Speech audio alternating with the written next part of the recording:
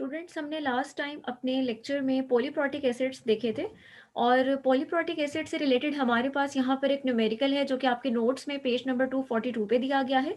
और एग्जांपल है ये 7.17। यहाँ पर आपको एक पॉलीप्रोटिक एसिड दिया गया है AH3PO4, जिसकी हमने आयोनाइजेशन भी पढ़ी थी कि वो इस तरह से होती है, स्टेप वाइज होती है। और इसमें हमने ये भी पढ़ा था कि हमारे पास जो फर्स्ट स्टेप है उसकी आयोनाइजेशन की वैल्यू ज़्यादा होती है कंपेयर्ड विद द सेकंड और थर्ड स्टेप। उसकी रीज़न हमने ये पढ़ी थी कि थर्ड या जो सेकंड या थर्ड स्टेप है वहाँ पर due to the common ion, proton यहाँ पर कॉमन है, एच पॉजिटिव आयन कॉमन होने की वजह से जो हमारी आयोनाइजेशन है वो सप्रेस हो जाती है। इसलिए हमारे पास जो बाकी के स्टेप्स की के ए वैल्यूज़ हैं वो बहुत कम होती हैं, इसलिए हम उनको निग्लेक्ट कर देते हैं। इट मीन्स कि यहाँ पर जो हम के ए वैल्यू यूज करेंगे वो हम कौन सी यूज करेंगे, जो हमने स्टेप 1 के लिए पढ़ी थी, Ka1 फर्स्ट आयोनाइजेशन के लिए पढ़ी थी। यहाँ पर हम देख सकते हैं कि हमें इनिशियल कंसंट्रेशन जो आपको न्यूमेरिकल में दी गई है दैट इज 0.1 मोलर। और इनिशियली जब अभी आयोनाइजेशन स्टार्ट, अभी आपका रिएक्शन स्टार्ट है, तो इनिशियली यहाँ पर इनकी कंसंट्रेशन 0 होगी। एट सम टाइम टी जब हमारे पास इसकी आयोनाइजेशन स्टार्ट हो जाएगी तो हमारे पास प्रोटॉन्स की भी कुछ अमाउंट बन जाएगी और H2PO4 की भी कुछ अमाउंट बन जाएगी, जिसको हम रिप्रेजेंट कर रही हैं एक्स के साथ। इट मीन्स कि यहाँ पर इसकी कंसंट्रेशन कितनी रह जाएगी, initial concentration that is 0.1 minus x. इसके लिए आप के ए का एक्सप्रेशन लिखेंगे। इस के ए के एक्सप्रेशन को लिखने के बाद आप इसमें वैल्यूज को सब्स्टिट्यूट करेंगे। के ए की वैल्यू हमने यहाँ पर लिखी है 1.1 इंटू 10⁻²। और ये आप देख सकते हैं जो हमने पॉलीप्रोटिक एसिड का टॉपिक पढ़ा था वहाँ पर ये Ka1 फॉस्फोरिक एसिड के आयोनाइजेशन के फर्स्ट स्टेप की वैल्यू आपको दी गई है।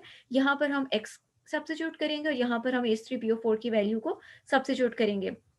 यहाँ पर हमने पढ़ा था कि हम इनको क्या करते हैं, जैसे आपने वीक एसिड के केस में पढ़ा था कि हम इसके ऊपर इनको मल्टीप्लाई करके क्वाड्रेटिक इक्वेशन अप्लाई करते हैं। लेकिन आपने एक चीज़ और पढ़ी थी कि हम डिनोमिनेटर में एक्स को निग्लेक्ट कर सकते हैं। उसकी कंडीशन क्या थी कि अगर आपके एसिड की कंसंट्रेशन ग्रेटर हो या इक्वल हो, किसके, आप अगर के ए की वैल्यू को 100 से मल्टीप्लाई कर दें तो। अब यहाँ पर आप के ए की वैल्यू जो कि आपको ये दी गई है, जब आप इसको 100 से मल्टीप्लाई करते हैं तो आपके पास आता है 1.1। और एसिड की कंसंट्रेशन आपको कितनी दी गई है, 0.1। अब ये क्या है, ये आपकी जो ये वाली कंडीशन थी ये उसके अगेंस्ट है, जिसकी ऑपोजिट है। इट मीन्स कि आप इस कंडीशन को, आप जो है ये वाली कंडीशन जो है उसको जस्टिफाई नहीं कर रहा। इट मीन्स कि आप ये जो यहाँ डिनोमिनेटर में एक्स है इसको आप निग्लेक्ट नहीं कर सकते, नेग्लेजिबल नहीं है। तो आपको क्या करना पड़ेगा, आप इसको मल्टीप्लाई करेंगे और आप इसके ऊपर क्वाड्रेटिक इक्वेशन अप्लाई करेंगे। इसमें अब आप क्या करेंगे, आप सिंपली सारी वैल्यूज को मल्टीप्लाई करेंगे, जैसे हमने वीक एसिड के लिए किया था, हमने वहाँ क्वाड्रेटिक इक्वेशन अप्लाई करना देखी थी। सेम आप उसी तरह से अप्लाई करेंगे तो यहाँ पर आपके पास x की वैल्यू निकल आएगी। और x आपने किसको लेट किया है, प्रोटॉन। प्रोटॉन चूंकि हमें रिक्वायर है for the calculations of pH, तो यहाँ से आपके पास x की वैल्यू आ जाएगी। उसके बाद आप सबको पता है pH is equals to minus log of H positive. आप वैल्यू सब्स्टिट्यूट करेंगे तो यहाँ से आपके पास इसकी पीएच आ जाएगी। इट मीन्स कि ये आपके पास मेथड है कि अगर आपको कोई पॉलीप्रोटिक एसिड दिया हो तो उसकी पीएच आप इस मेथड से कैलकुलेट करेंगे। नेक्स्ट हम अपना टॉपिक स्टार्ट करते हैं दैट इज बफर। बफर्स का टॉपिक आपको नोट्स में दिया गया है पेज नंबर 234 पर। अब बफर्स को हम देख लेते हैं कि बफर्स आपके पास क्या होते हैं। बफर्स आपके पास ऐसे सॉल्यूशंस होते हैं कि अगर आप इनमें कोई एसिड ऐड करें, एसिड ऐड करने से किसी चीज की पीएच कम होनी चाहिए, बेस ऐड करने से किसी चीज की पीएच बढ़नी चाहिए। बट अगर आप ये एडिशन एसिड का या बेस का एडिशन अगर आप किसी बफर सोल्यूशन में कर रहे हैं, तो बफर सोल्यूशन की खास बात यह है कि वो जिस पीएच पर ऑलरेडी है वो अपनी उस पीएच को मेंटेन करता है, या आप कह सकते हैं कि ये अपनी पीएच में जो चेंज है उसको रेजिस्ट करता है। फॉर एग्जाम्पल, अगर आपका बफर सोल्यूशन जो है वो 4 pH का है, तो ये क्या करेगा, ये उस 4 pH को, अगर आप उसमें चाहे एसिड डालें, तो अगर ये बफर ना होता तो इसकी पीएच क्या होनी चाहिए थी, कम। लेकिन बफर की प्रॉपर्टी क्या है कि अगर उसकी अपनी पीएच 4 है तो ये अपनी उसी पीएच को मेंटेन रखेगा, चाहे आप उसके अंदर स्ट्रॉन्ग एसिड ऐड कर दें या चाहे आप उसके अंदर स्ट्रॉन्ग बेस ऐड कर दें। तो ऐसी स्पेशी, ऐसा सोल्यूशन जो अपनी पीएच को मेंटेन रखता है, जो चेंज इन पीएच को रेजिस्ट करता है, वो आपके पास बफर कहलाता है। अब हम आगे देखते हैं कि बफर्स हमारे पास किस किस तरह के हो सकते हैं, या आप कह सकते हैं कि बफर की कंपोजिशन क्या होती है, बफर बनता कैसे है। तो यहाँ पर हमारे पास आ जाता है कि बफर्स हमारे पास एसिडिक भी हो सकते हैं और बफर्स हमारे पास बेसिक भी हो सकते हैं। एसिडिक बफर्स कैसे बनते हैं? अगर आप एक वीक एसिड ले लेते हैं और साथ में आप उसका सॉल्ट ले लेते हैं along with the strong base. For example अगर आपके पास वीक एसिड है CH3COOH, आयोनाइज होने पर ये क्या बनाएगा? CH3COO negative acetate ion. Strong base के सोडियम के साथ कंबाइन होकर ये क्या बना देगा? सोडियम एसीटेट, जो कि इसका सॉल्ट है। तो ये पूरा सिस्टम यानी एसिटिक एसिड जो कि एक वीक एसिड है और ये इसका सॉल्ट है, ये सिस्टम आपका क्या कहलाएगा? बफर कहलाएगा। चूंकि इसकी पीएच रेंज जो है वो एसिडिक रेंज में आती है, इसलिए आप इसको नाम देते हैं एसिडिक बफर का। यानी इसकी पीएच रेंज क्या होगी? 7 से नीचे नीचे होगी, लेकिन जिस पीएच पर ये है, ये अपनी वही पीएच मेंटेन रखेगा जब आप इसके अंदर एसिड या बेस ऐड करेंगे। बहुत माइनर सा चेंज आएगा, अदरवाइज जो आपकी ओवरऑल पीएच है वो सेम रहेगी। इसी तरह बेसिक बफर यानी आपका वो बफर जिसकी अपनी पीएच वैल्यू 7 से ज्यादा है, वो आपका बेसिक बफर कहलाएगा। और इसमें भी अगर आप कोई स्ट्रॉन्ग एसिड या कोई स्ट्रॉन्ग बेस ऐड करेंगे तो ये भी अपनी पीएच को क्या रखेगा? मेंटेन रखेगा। बेसिक बफर किससे मिलकर बनता है? वीक बेस ले लें या उसका सॉल्ट ले लें अलोंग विद स्ट्रॉन्ग एसिड। यानी फॉर एग्जांपल आपके पास अमोनियम हाइड्रोक्साइड एक वीक बेस है और इसका सॉल्ट अमोनियम क्लोराइड, ये आपके पास एक बेसिक बफर का सिस्टम है। और हमारे पास न्यूट्रल बफर्स भी हो सकते हैं। न्यूट्रल बफर यानी वो बफर जो पीएच 7 पर ऑपरेट कर रहे होते हैं और ये आपके पास बनते हैं वीक एसिड और वीक बेस के कंबाइन होने से। तो यहाँ तक हो गया कि बफर्स होते क्या हैं, डेफिनेशन हमने देख ली। सेकंड हमने देख लिया कि बफर्स की कंपोजिशन क्या होती है। एसिडिक बफर होगा तो वो किससे मिलकर बना होगा? बेसिक बफर की कंपोजिशन क्या होगी और न्यूट्रल बफर की कंपोजिशन क्या होगी। अब हम यहाँ पर एक इक्वेशन पढ़ेंगे, हेंडरसन्स इक्वेशन। हेंडरसन्स इक्वेशन जो यहाँ पर आपको दी गई है, आप सब ने ये पहले पढ़ी भी हुई है। This equation is use to calculate the pH of buffer. और इसको हम देखते हैं, यहाँ पर हम कंसीडर कर लेते हैं कि हमारे पास एक वीक एसिड है जिसको हमने लेट किया है HA और इसका सॉल्ट है जिसको हमने लेट किया है NaA। या आपके पास उसकी आयनाइजेशन शो की गई है। सबसे पहले आप अपने इस एसिड के लिए Ka का एक्सप्रेशन लिखेंगे। आप जानते हैं कि उसमें हम ऊपर प्रोडक्ट्स लिखते हैं और नीचे हम क्या लिखते हैं? डिनोमिनेटर में रिएक्टेंट लिखते हैं। यहाँ से हम क्या करेंगे? एज पॉजिटिव की कंसंट्रेशन को हम यहाँ पर क्या कर लेंगे? इधर रहने देंगे और बाकी सारी चीजों को हम इक्वेशन के दूसरी साइड पे ले जाएंगे। उसके बाद हमने क्या करना है? हमने अपनी इस ऊपर वाली इक्वेशन का, आप इस इक्वेशन को नंबरिंग भी दे सकते हैं, हमने दोनों साइड्स पर इसका नेगेटिव लॉग लेना है। ये आपके पास नेगेटिव लॉग लेने पर इस तरह से आ जाएगा। हमने के ए वाली टर्म का नेगेटिव लॉग अलग लिखा है और आपके पास जो ये वाली टर्म है, ये वाली पूरी, इसको मैं हाईलाइट कर देती हूँ। जो आपका ये वाला पूरा एक्सप्रेशन है HA/A नेगेटिव, आपने उसका भी क्या ले लिया? नेगेटिव लॉग ले लिया। अगले स्टेप में आपने पढ़ा था कि नेगेटिव लॉग की जगह हम क्या यूज करते हैं? स्मॉल p, pH आ जाएगा। यहाँ पर नेगेटिव लॉग की जगह क्या आ जाएगा? स्मॉल p आ जाएगा, pKa minus log of HA/A negative. उसके बाद आपने क्या करना है? आपने अपनी इस लॉग वाली टर्म को इन्वर्ट कर देना है, जिसकी वजह से यहाँ पर क्या आ जाएगा? प्लस आ जाएगा। इस स्टेप को भी हम देख लेते हैं लाइक दिस। ये आप देख सकते हैं pH is equals to pK plus log of A negative over HA। हमारी ये वाली टर्म क्या हो गई है? इन्वर्ट हो गई है। ये जो आपके पास इक्वेशन डिराइव हुई है, ये आपकी कहलाती है हेंडरसन हेसलबर्ग इक्वेशन, जिसको आप यूज करते हैं to calculate the pH of a buffer solution. अब इस इक्वेशन में आप डिफरेंट तरह से इसको, अब A नेगेटिव क्या था? अगर आप ऊपर देखें तो आपके पास जो यहाँ पर ये एसिड था, इसको हम लिख लेते हैं कि आपके पास जो ये वाली स्पीशी थी जिसको आपका HA है, ये आपके पास एसिड था। और आपके पास यहाँ पर जो इससे A नेगेटिव बन रहा था, ये इसकी क्या थी? कॉन्जुगेट बेस थी। तो हम यहाँ लिख लेते हैं कि हमारे पास ये इसकी थी कॉन्जुगेट बेस थी। इसका मतलब है कि हम अपने इस एक्सप्रेशन में जहां HA दिया हुआ है वहां पर हम लिख सकते हैं एसिड, और जहां A नेगेटिव दिया है वहां हम लिख सकते हैं कॉन्जुगेट बेस। तो अब हम इसको देखते हैं। ये देखिए, ये आपका एक्सप्रेशन दिया हुआ है। ये एक्सप्रेशन एच ए की जगह हमने क्या लिख दिया एसिड, और ए नेगेटिव की जगह हमने क्या लिख दिया कॉन्जुगेट बेस। ये नहीं, अब आप इस एक्सप्रेशन को जनरलाइज कर रहे हैं, आपको कोई भी सिस्टम दिया जा सकता है, उसके लिए आप इसको जनरलाइज फॉर्म में लेकर आ रहे हैं। इस फॉर्म में अगर आपको ये दी गई हो तो आप इसको किसी भी सिस्टम पर अप्लाई कर सकते हैं। नीचे आपके पास एसिड की कंसंट्रेशन आएगी, स्क्वायर ब्रैकेट्स कंसंट्रेशन को रिप्रेजेंट करेंगे, और ऊपर आपके पास उस एसिड की कॉन्जुगेट बेस आ जाएगी।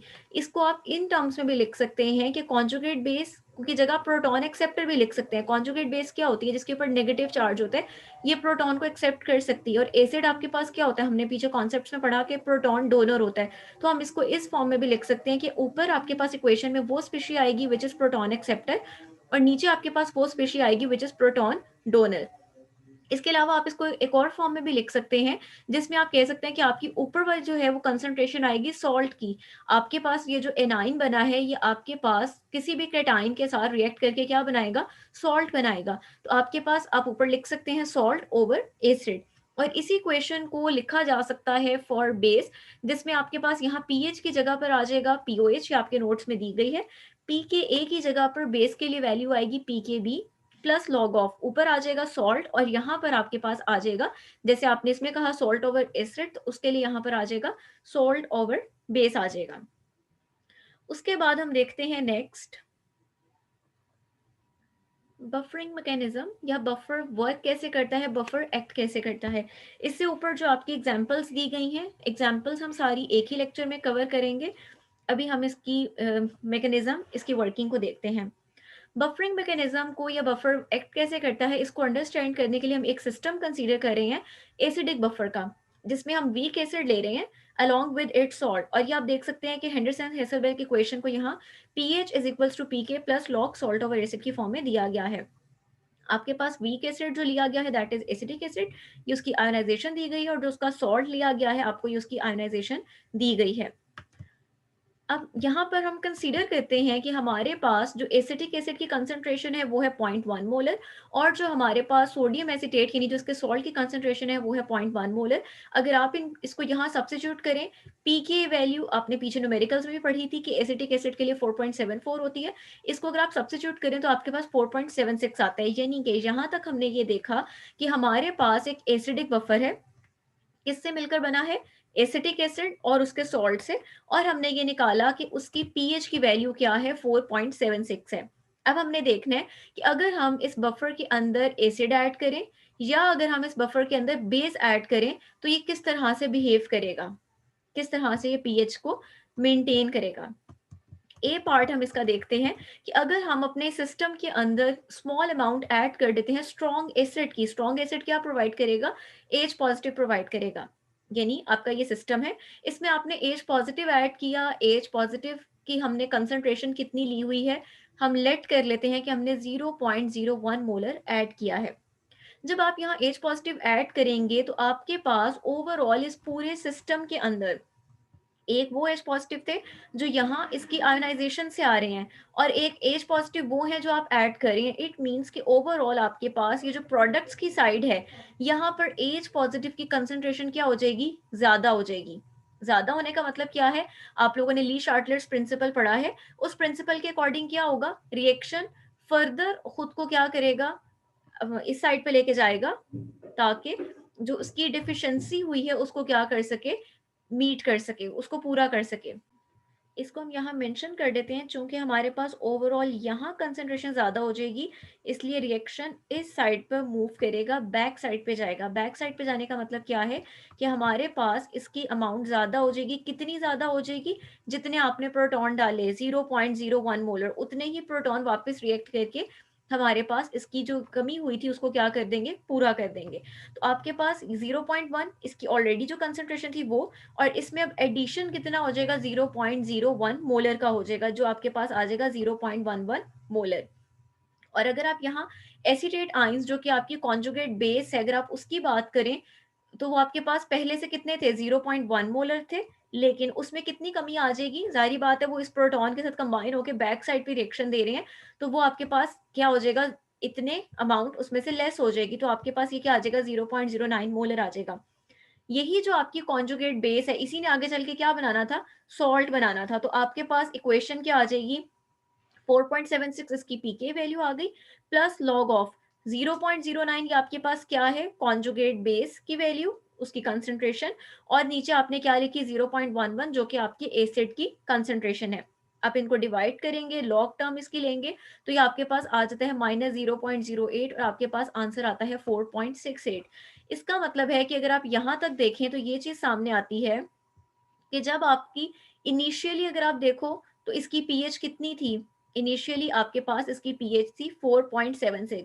आपने एक स्ट्रॉन्ग एसिड डाला है, लेकिन स्ट्रॉन्ग एसिड डालने पे तो पीएच फौरन कहाँ जानी चाहिए थी, 2 या 1 के करीब जानी चाहिए थी, लेकिन स्टिल वो कहाँ रही है मेंटेन, स्टिल वो आपके पास कितनी है, 4 ही की रेंज में है। सिर्फ कितना चेंज आया है, पहले आपकी यहाँ देखो 4.76 थी, अब जस्ट कितनी हो गई है, 4.68। हालांकि आपने अंदर एक स्ट्रॉन्ग एसिड डाला, इट मीन्स कि हमारे बफर ने पीएच चेंज को रेजिस्ट किया है, although we have added a strong acid in it.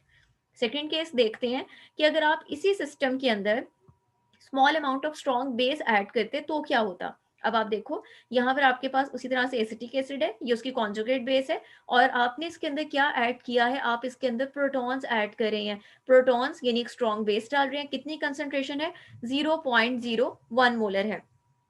अब आपके पास होगा क्या, आप जब इसके अंदर 0.01 मोलर कंसंट्रेशन ऐड करते हैं, तो आपके पास ये जो प्रोटॉन्स हैं, ये क्या करेंगे, ये प्रोटॉन्स रिएक्ट करना शुरू कर देंगे इसके साथ, जिसकी वजह से क्या होगा, इस साइड पर प्रोटॉन्स की डेफिशिएंसी होना शुरू हो जाएगी। डेफिशिएंसी की वजह से क्या होगा, आपका इक्विलिब्रियम डिस्टर्ब होगा। इक्विलिब्रियम डिस्टर्ब होगा, ली शार्टलेस प्रिंसिपल के अकॉर्डिंग क्या होगा कि जो आपके पास एसिटिक एसिड है वो अपनी आयोनाइजेशन को बढ़ा देगा, यानी रिएक्शन किस साइड पे अब जाएगा, फॉरवर्ड साइड पे ज्यादा जाएगा, ताकि इस कमी को, ये जो एच पॉजिटिव यहाँ से कम हो रहे थे उसकी डेफिशिएंसी को पूरा किया जाए। अब आपके पास इनिशियल कंसंट्रेशन क्या थी, 0.1 मोलर थी। आपके पास इसमें से जो डेफिशिएंसी हो रही है, जो फर्दर आयोनाइज हो रहा है, वो कितना हो रहा है, 0.01, तो इसमें से आप सब्ट्रैक्ट कर देंगे, आपके पास 0.09 मोलर आ जाएगा।